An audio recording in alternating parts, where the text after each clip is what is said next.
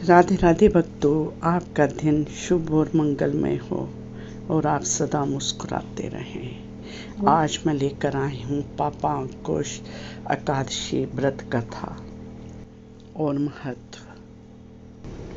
पापा अंकुश एकादशी का हिंदू धर्म में विशेष महत्व माना गया है। ये एकादशी अश्विन मास के शुक्ल पक्ष में आती है। इस एकादशी में विष्णु की पूजा अर्चना और व्रत करने से साधक को सभी पापों से मुक्ति मिल जाती है। अश्विन शुक्ल एकादशी समस्त पापों का नाश करने वाली एकादशी है। इसे पापा अंकुश इसलिए कहा जाता है क्योंकि ये पापों पे अंकुश या पापों का नाश करने वाली एकादशी है। ये एकादशी पाप हारनी एकादशी के नाम से भी जानी जाती है। चलिए शुरू करते हैं।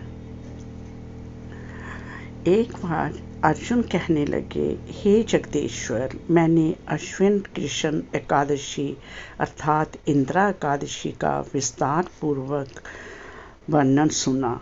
अब आप कृपा करके मुझे अश्विन माह के शुक्ल पक्ष की एकादशी के विषय में भी बतलाइए। इस एकादशी का क्या नाम है तथा इसके व्रत का क्या विधान है? इसका व्रत करने से किस फल की प्राप्ति होती है? कृपया ये सब विधि विधान पूर्वक कहिए।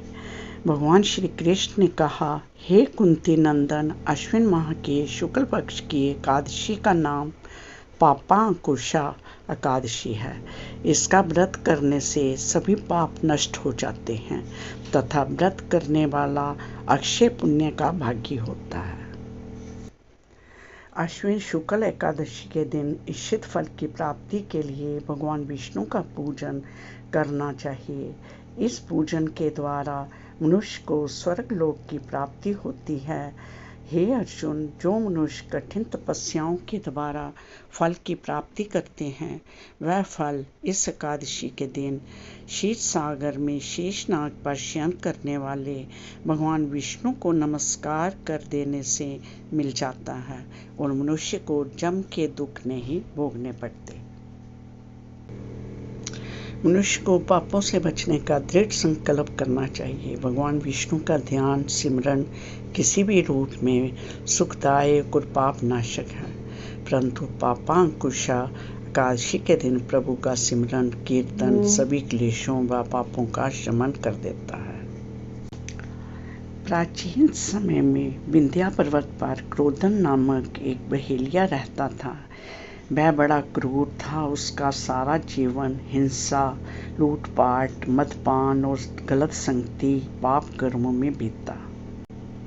जब उसका अंतिम समय आया तब जमराज के दूत बहेलिये को लेने आए और जमदूत ने बहेलिये से कहा कि कल तुम्हारे जीवन का अंतिम दिन है, हम तुम्हें लेने आएंगे।